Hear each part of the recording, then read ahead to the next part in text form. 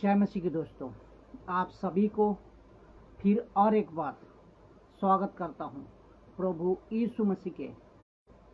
आज का जो विषय है बहुत ही अद्भुत है। सीखने तो सीधे टॉपिक पे चलते हैं। आज का जो विषय है बहुत ही अद्भुत है, तो इसको आज समझेंगे कि कानों की खुजली मिटाने वाले को मत सुनो। कानों की खुजली मिटाने वाले सुनो। ये जो कानों की खुजली मिटाते हैं ना, उनको मैं कह रहा हूं सुनो, क्योंकि न्याय के दिन महान रखवाला पूछेगा। किसको पूछेगा? न्याय का दिन। जो एक ऐसी कैटेगरी है, ऐसी ग्रुप है, ऐसा ग्रुप के लोग हैं, एक ऐसी जमात है प्रचारकों की, सेवकों की, उपदेशकों की, जिसके लिए लिखा है खुजली मिटाने वाले सेवक से महान रखवाला पूछेगा। खुजली मिटाने वाले सेवक से महान रखवाला पूछेगा। कैसा लग रहा है दोस्तों? आप बातें को समझे, आपको समझना होगा दोस्तों।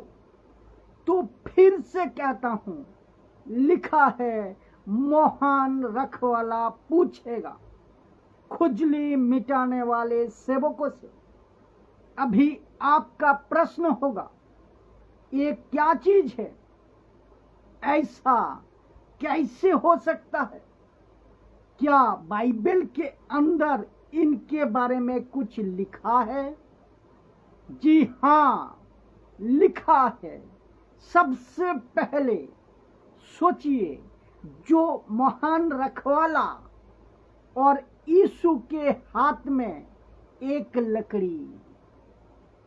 लकड़ी है भेड़ों को चराने के लिए।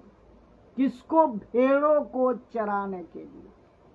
तो जो उसकी आवाज सुनती है, जो उसकी आवाज सुनती है, उसको कैसे प्रोटेक्ट करता है, जिसका जिक्र यीशु ने खुद किया मत्ती की 7वां अध्याय में, के फाड़ने वाले भेड़िए तुम में आएंगे, फाड़ने वाले भेड़िए तुम में आएंगे।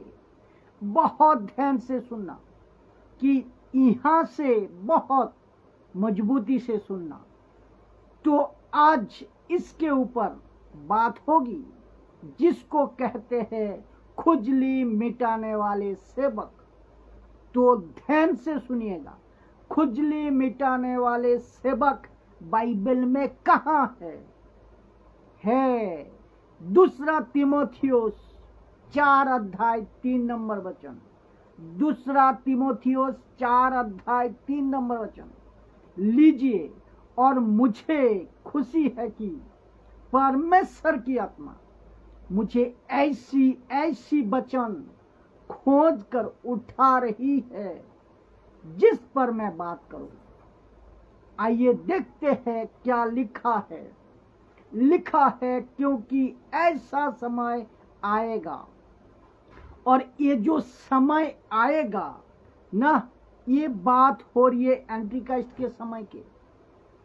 और अभी भी यूहन्ना की किताब 1 अध्याय 2 से 18 में अभी भी जगत में एंटीक्राइस्ट है। तो लिखा है, अंत के दिनों में मसीहों का विरोधी आएगा, कहता है कि हे प्रियो, अभी भी जगत में मसीह की विरोधी है। जगत में अभी भी प्रेजेंट है। तो इसका मतलब मसीह की विरोधी है। अभी और तब भी, अभी और तब भी।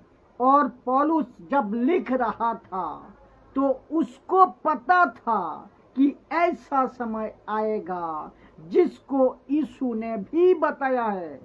मैं रखूंगा उसको, और जिसको नबी दानियल भी कोट किया है उसको मैं भी रखूंगा। ठीक है ना? आइए पहला पढ़ लेते हैं। लिखा है, क्योंकि ऐसा समय आएगा कि लोग खरा उपदेश ना सह सकेंगे। खरा प्रचार, खरा उपदेश ना सह सकेंगे, मतलब उनको बर्दाश्त नहीं होगा। उनको बर्दाश्त नहीं होगा। किसको? ऐसा लोगों को जो खेरी प्रचार करते हैं। ऐसा खेरी प्रचारकों को पसंद नहीं होगा। खरा प्रचार को वो सह नहीं पाएगा, सह नहीं पाएगा, बर्दाश्त नहीं होगा। तो चर्च के लोगों को उसको बर्दाश्त नहीं कर पाएंगे। चर्च के लोगों ने उस खरा प्रचारक को बर्दाश्त नहीं कर पाएंगे। खरा प्रचारक के प्रचार को बर्दाश्त नहीं कर पाएंगे। और साथ ही साथ वो ग्रुप जो out of scripture, out of context में जाकर बाइबल के वचन को ठीक से ना समझकर उल्टा सीधा सिखाते हैं, उनको भी जब हम मुझ जैसा 10% का प्रचार को, इवन खुद को भी मैं जोड़ता हूँ, भारत के बाहर, भारत के अंदर भी लोगों ने वो सह नहीं पाएंगे, वो सह नहीं पाएंगे। तो जिसके चलते वो सह नहीं पाएंगे, फिर लिखा है, पर कानों की खुजली के कारण अपनी अभिलाषाओं के अनुसार अपने लिए बहुतरे उपदेशक बटोर लेंगे। ये वचन है साहब बाइबल में। तो आपने कहा था कि कानों की खुजली मिटाने वाले सेवक का न्याय महान रखवाला यीशु करेगा। तो आपको मिल गया ये वचन। दूसरा तीमुथियो 4:3 में लिखा है। तो उसको कहते हैं कि कुछ चर्च के सदस्यों, कुछ चर्च के मेंबर्स ऐसा प्रचार पास्टर के मुंह से सुनना नहीं सकेंगे, सुनना नहीं चाहेंगे, सेवक के मुंह से सुनना नहीं चाहेंगे, जो उनको नोचती है, जो उनको काटा देती है, जो उनको हृदय को पेनिट्रेट करती है, नहीं सुनेंगे। वो कहेंगे, भाई साहब मुझको ऐसा मत सिखाओ। अगर आप ऐसा कुछ सिखाओगे तो मैं चर्च को छोड़ दूंगा। चर्च छोड़ देंगे। और जिसके चलते पास्टर क्या करते हैं, डर जाते हैं। उनको ऐसा लगता है अगर चर्च ही खाली हो गई तो हम आपस में जो लोग हैं वो मुझे गलत कहेंगे, और बदनामी के डर से और अपमान के डर से कलीसिया टूट जाएगी। इसके डर से ऑफरिंग नहीं मिलेगा, उसके डर से। और आज ये 90% जो लोग हैं, जो सब क्षेत्र में क्या करते हैं, 90% लोग कॉम्प्रोमाइज कर लेते हैं, समझौता कर लेते हैं। फिर शुरू होता है वो खेल। कहते हैं आप जैसा कहोगे वैसा प्रचार करेंगे। तो एक सच्चा प्रचारक का प्रचार का घटना आप सुनिए। मैं आपको एक उदाहरण दे रहा हूं। वो घटना ऐसी थी कि जो चर्च का पास्टर है, उसने एक संडे को प्रेम का ऊपर प्रचार किया, लाभ, प्रेम। तो जिसके चलते जब उसने प्रचार किया तो चर्च के लोगों ने बहुत खुश हुआ। बोला, पास्टर जी मजा आ गया, आपने इतना अच्छा प्रचार किया प्रेम का ऊपर। मजा आ गया। फिर अगला संडे आया, उसने हुबहू cut to cut copy paste जिसको कहते हैं वही प्रीचिंग किया। पब्लिक ने कहा अच्छा है, आपने अच्छा प्रचार किया। दूसरा हफ्ता गया, तीसरा हफ्ता संडे फिर वापस वही preaching, cut to cut copy paste वही प्रचार किया। चर्च के लोग, चर्च के मेंबर जरा बड़ा प्रश्न में आ गया, बड़ा सोच में आ गया। पहले संडे ठीक है, दूसरा संडे ठीक है, तीसरा संडे ठीक है, अभी चौथा संडे तो पब्लिक पूरी तैयारी के साथ, पूरी कमेटी तैयारी के साथ बैठी है। अगर आज पास्टर ने वही प्रचार रिपीट किया तो हम सब खड़े होकर उनको सवाल करेंगे। ये तैयारी का साथ बैठा है। लेकिन आज अगर प्रचार बदल दिया तो ठीक है। आप जानना चाहोगे कि उन्होंने क्या किया, उस पास्टर ने क्या किया? उस पास्टर ने वही प्रचार किया जो 3 हफ्ता से चल रहा था। वही प्रचार रिपीट कर किया, कट टू कट। और चर्च के लोगों को आ गया क्या? गुस्सा। कमिटी को आ गया गुस्सा। अपने मीटिंग बिठाई, पास्टरों को बीच में बिठाया, ठीक है, और बोला कि पास्टर जी ये आप क्या कर रहे हैं? आप पहले संडे प्रचार किया ठीक था, दूसरा संडे प्रचार किया ठीक था, तीसरा संडे आपने प्रचार की ठीक है, लेकिन आज चौथा संडे ये तो आप हद कर दी। चौथा संडे आप वही प्रचार कर रहे हैं। ऐसा क्यों? ऐसा क्यों? ऐसा क्यों? तब उस पास्टर ने कहा मैं अगले 5वें जो संडे आएगा उसमें भी यही प्रचार करूंगा, उसके बाद भी यही रिपीट करूंगा, महीने भर में यही प्रचार करूंगा, जब तक तुम अपने से प्रेम नहीं कर लेते। जब तक तुम अपने से प्रेम नहीं कर लेते, आपस में तुम ठीक नहीं हो जाते। क्या अद्भुत है ना, क्या गजब की बातें हैं। तब जाकर चर्च के लोगों को पता चला कि गड़बड़ पास्टर में नहीं है, गड़बड़ प्रचारक सही प्रचारकों में नहीं है, गड़बड़ जो परमेश्वर के राज्य का प्रचारक है उसमें गड़बड़ नहीं है, गड़बड़ चर्च के सदस्यों में है, गड़बड़ चर्च के मेंबरों में है, जो नहीं समझते, जो नहीं बातों को समझकर उल्टे सोचते हैं। तो पौलुस ने यहाँ पर लिखा है, पर कानों के खुजली के कारण अपने अभिलाषाओं के अनुसार अपने लिए उपदेशक बटोर लेंगे, और कितने बहुतेरे। तो आज सेम वैसा ही हो रहा है। और क्या लिखा है? बहुतेरे। फेसबुक और यूट्यूब का जमाना है शाबाश, सोशल प्लेटफॉर्म का जमाना है शाबाश। तो जहाँ पे चर्च के पास्टर अगर ओके टाइप के पीच करता है, सही टाइप के, तो चर्च के मेंबर को पता होता है अब क्या करना है। या तो चर्च बदलना है या तो पास्टर बदलना है।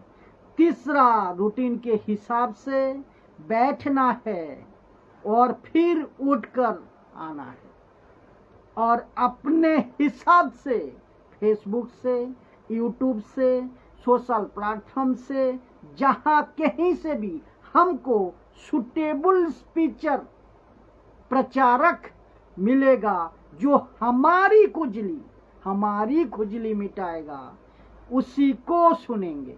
ऐसा दौर चल रहा है आज, ऐसा समय चल रहा है आज? यस और नो?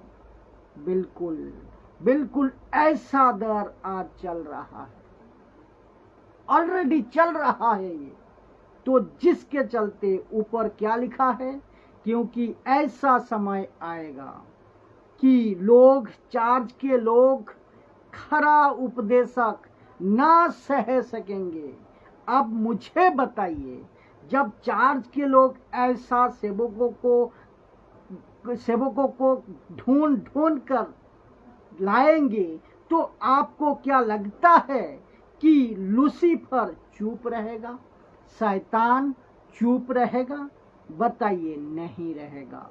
तो जिसके चलते लूसीफर क्या करेगा, उन लोगों को जिनकी खुजली मिटानी है, तो कानों की खुजली, उनको उपदेशक देगा, प्रीचिंग्स देगा, टॉपिक देगा। और आपको पता है आजकल 2-3 टॉपिक पे, 2-3 जो टॉपिक है ना, विषय है ना, मैटर है ना, वो टॉप पे है। सबसे पहले ब्लेसिंग वाली प्रीचिंग, दूसरा प्रॉस्पेरिटी प्रीचिंग, तीसरा मिराकल वाली सभा, जहां चमत्कार होते हैं। क्योंकि बाहर एक कहावत है साहब, नमस्कार उसको जो दिखती है, चमत्कार जहां, चमत्कार वहां, तो नमस्कार। Got it? बात को समझे आपने? ये दौर चल रहा है, जबकि यीशु ने कभी भी चमत्कार उस बेस पे नहीं किया है, नहीं किया था कि तुम सिर्फ चमत्कार देखो और मुझ पर विश्वास करो, नहीं। तो मैं आपको बाइबल का एक वचन बता देता हूं, जो कि मत्ती के अध्याय 8 अध्याय 14 से 14, 15, 16, 17, 14, 15, 16, 17 मैं पढ़ने जा रहा हूं। वचन 14, मैथ्यू 8 वाज 14, 15, 16, 17, ठीक है। वचन 14 को मैं पढ़ने जा रहा हूं। और यीशु ने पतरस के घर में आकर उसकी सास को जर में पड़ी देखा। यीशु ने पतरस के घर में आकर उसकी सास को जर में पड़ी देखा। वचन 15, उसने उसका हाथ छुआ और उसका जर उतर गया और अब उठकर उसकी सेवा करने लगी। तीसरा वचन 16, जब संध्या हुई तब वे उसके पास बहुत से लोगों को लाए जिनमें दुष्ट आत्माएं थी, और उसने उन आत्माओं को अपने वचन से निकाल दिया। किससे? वचन से निकाल दिया, और सब बीमारियों को चंगा किया।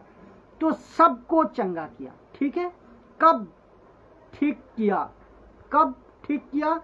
और मैं ये भी तब ठीक किया, मैं ये भी रखूंगा कि महान रखवाला चमत्कार वालों से पूछेगा न्याय के दिन कि तुम्हारा चार्ज की दुकान चमत्कार के बेस पे क्यों चली। ये पूछेगा, ऐसे वो पूछेगा।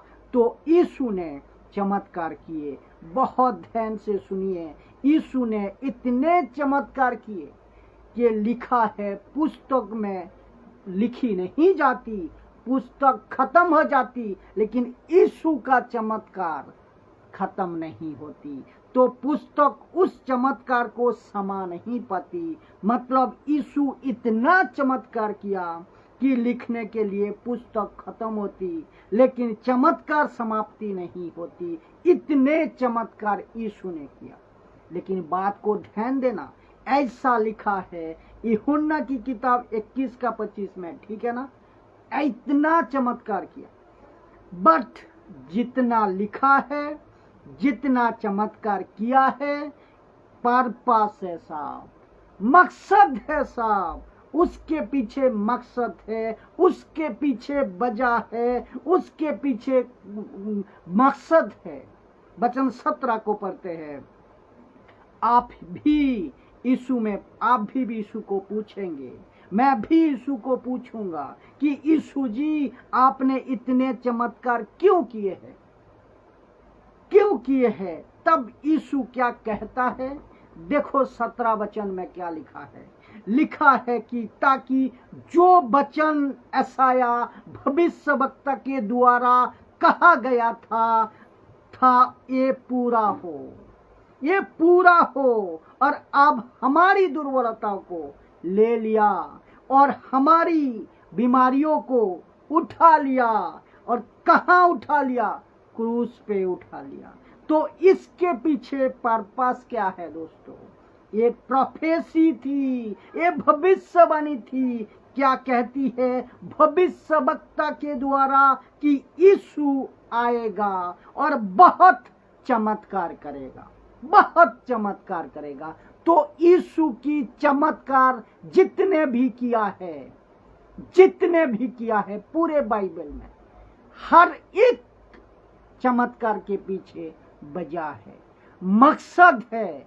बेमकसद का एक भी चमत्कार नहीं है दोस्तों। इसको आपको समझना होगा। क्यों चमत्कार किया ये लिखा है कि तो इसके पीछे पर्पस क्या है? एक प्रोफेसी, भविष्यवाणी क्या कहती है कि भविष्यवक्ता के द्वारा कि यीशु आएगा और बहुत चमत्कार करेगा, बहुत चमत्कार करेगा। ये है मकसद, ये है मकसद। लेकिन आज कलीसिया में, भारत का हो, भारत का बाहर हो, आज 90% कलीसिया में गलत तरीके से चमत्कार को लिया जा रहा है। ये बात को आपको समझना होगा।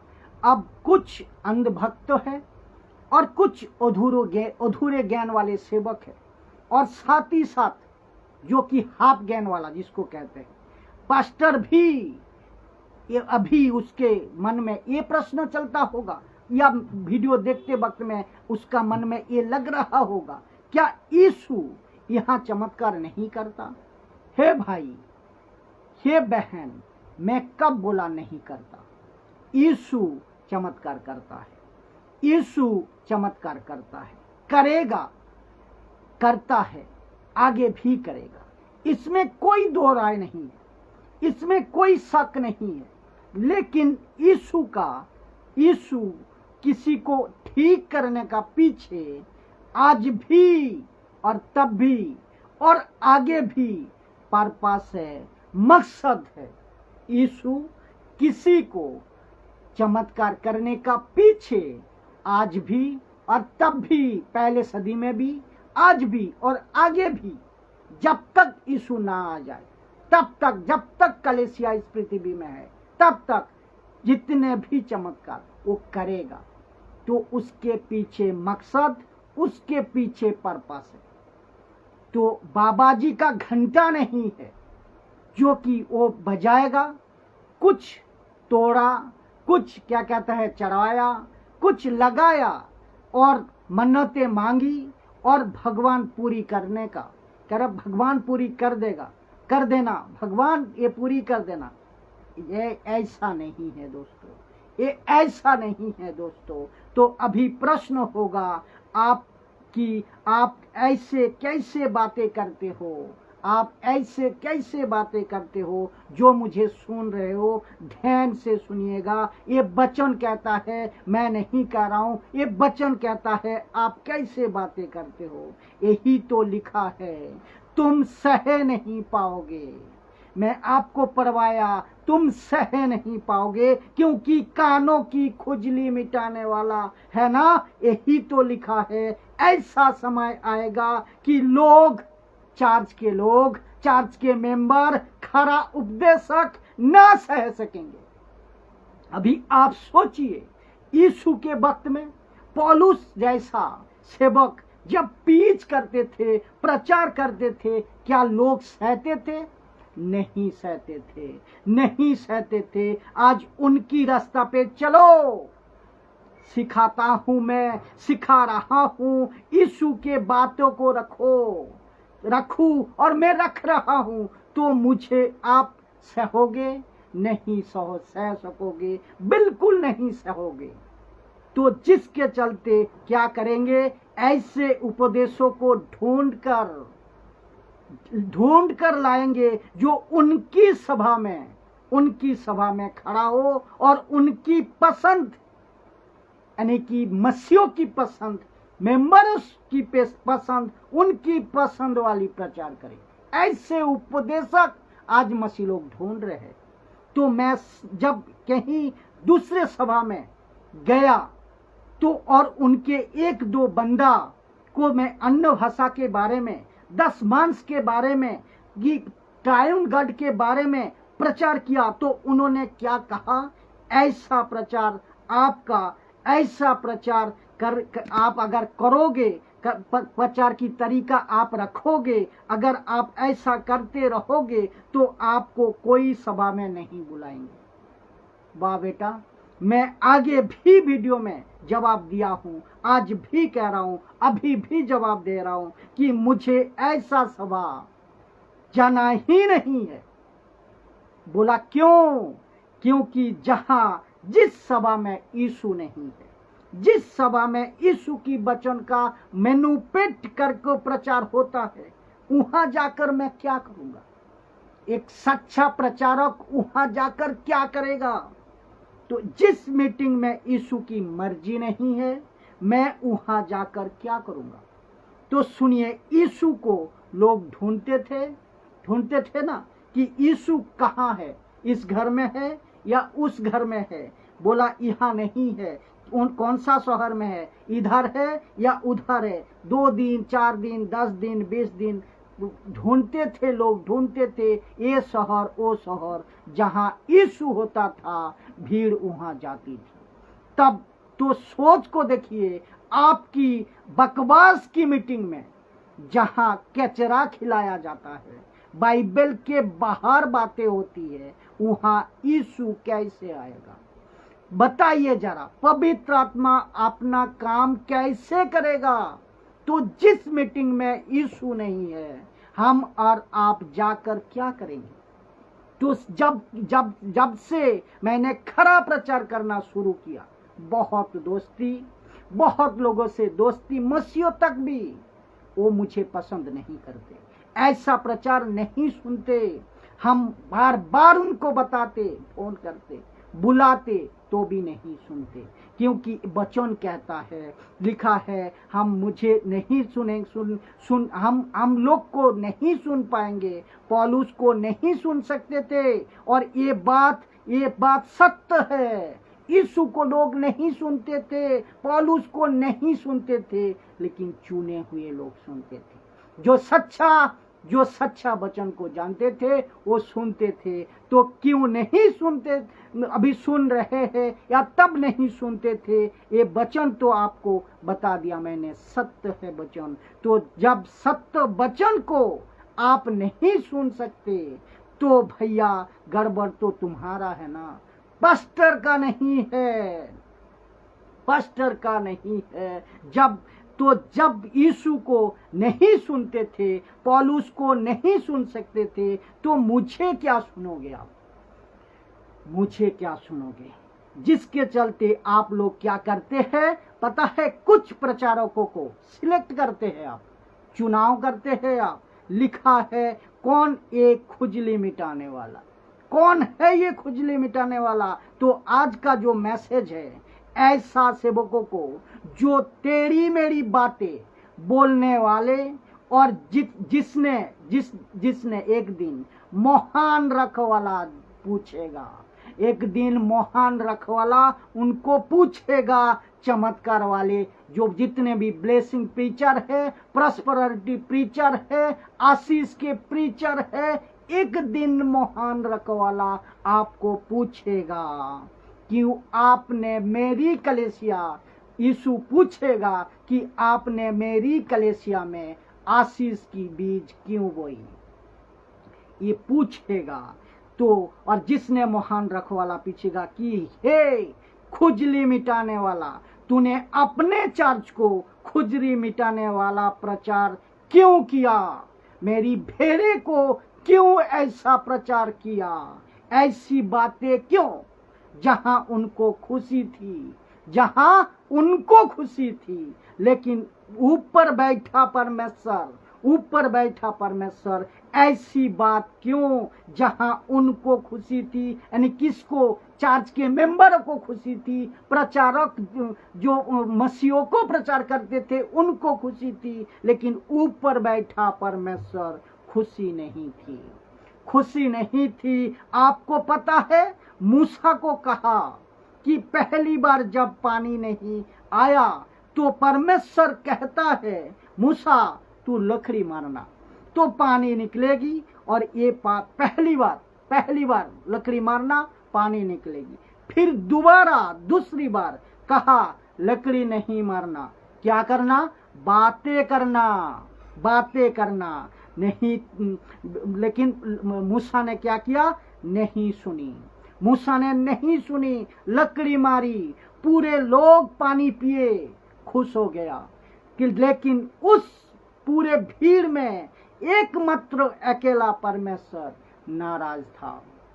तो प्रश्न यहाँ उठता है, ऐसा प्रचार करो कि उसको खुशी नहीं हो, ऐसा प्रचार करो कि लोगों को खुशी ना हो, ऐसा प्रचार करो कि उसकी ऊपर बैठा परमेश्वर खुशी हो, ऐसा सेवा करो कि उसकी खुशी हो, वो खुशी हो। लोग नहीं सुन रहे हैं। भाई साहब कहोगे लोग नहीं सुन रहे, अरे भाई लोगों के चक्कर में तुम अपना अनंत काल का जीवन नरक जाओगे। मूसा, आपको पता है, मूसा लोगों के चक्कर में प्रतिज्ञा के देश में नहीं पहुंचा, ये आप जानते हैं। तो ये मूर्खता आप मत करिए, ये मूर्खता आप मत करिए। मैं मुझ जैसा 10% प्रचार, मैं हर प्रचार में मैं कहता हूं कि कुछ ऐसा प्रचार करो जो कि परमेश्वर खुश है, ऐसा सेवा करो जो कि परमेश्वर खुश रहे, ऐसा प्रचार करो। तो यही तो पौलुस कहता है, मैं बताऊंगा। लेकिन देखिए, तुम लोगों के चक्कर में, खुश करने के चक्कर में कि मेरा पास्टर अच्छा है, मेरा मेंबर्स अच्छा है, मेरे कलेसिया में एंजॉय होता है, नाच गाना होता है, एक वचन नहीं होती है, लोगों को खुश करने के चक्कर में तुम अपना अनंत काल का जीवन नरक में नहीं जाना। तो मूसा लोगों के चक्कर में प्रतिज्ञा का देश में नहीं पहुंचा। तो ये कौन सी बात है, ये ओल्ड स्टेटमेंट की बात है। तो ओल्ड स्टेटमेंट की बातें को हमें कैसा लेना है? एक सेकंड, यही तो लिखा है। तो आप मूर्खता, मैं बता रहा हूं, तो प्रतिज्ञा के देश में नहीं पहुंचा, ये मूर्खता आप मत करिए। तो ओल्ड स्टेटमेंट में जो कुछ हुआ था, वचन क्या कहता है, ओल्ड स्टेटमेंट में जो कुछ हुआ वो सब क्या था, एक सबक है, वो एक सबक है, एक ज्ञान है, उससे हमें लेना है। जैसा लूत के पत्नी को याद करो, तो ऐसा हर वचन को अगर सही से आप समझोगे तो समझ जाओगे। तो ओल्ड स्टेटमेंट की जब भी बात है, जो कुछ भी हुआ था वो क्या है, हम मसीहों के लिए एक सबक है। जब मैंने अन्य भाषा के बारे में बातें करी और दशमांश के बारे में बातें करी, तो क्या बोला लोग कमेंट पे, अरे ऐसा क्यों बोला, ऐसा कैसे बोल सकते हैं, तो क्यों ऐसा बोला, क्योंकि तुम सह नहीं सकोगे। वचन कहता है तुम सह नहीं सकोगे। तो खुजली मिटाने वाले प्रचारक को सुनना बंद करो, नहीं तो आप अपना अनंत जीवन खो बैठोगे। ये ऑर्न है, ये पौलुस कहता है कि ऐसा समय आएगा। मैं दोबारा जो वचन को है तो मैं रखना चाहूंगा ताकि ये बात को आप समझे कि ऐसा समय आएगा। दूसरा तीमुथियो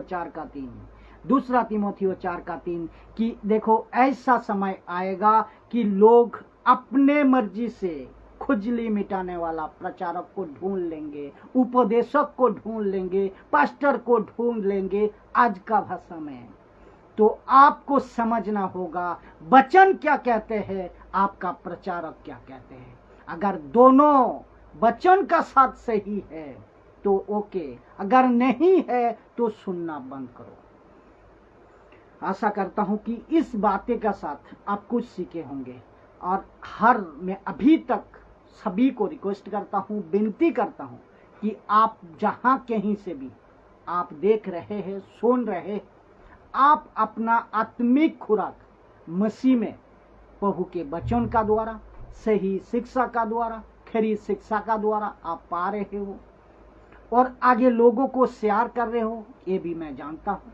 और ये काम जारी रखिए ताकि लोगों सत्य को जाने, सही शिक्षा को समझे और भटकने से बचे। यही तो कहता है कि लोगों को गलत शिक्षा में मत ले जाओ, सही शिक्षा में लाओ।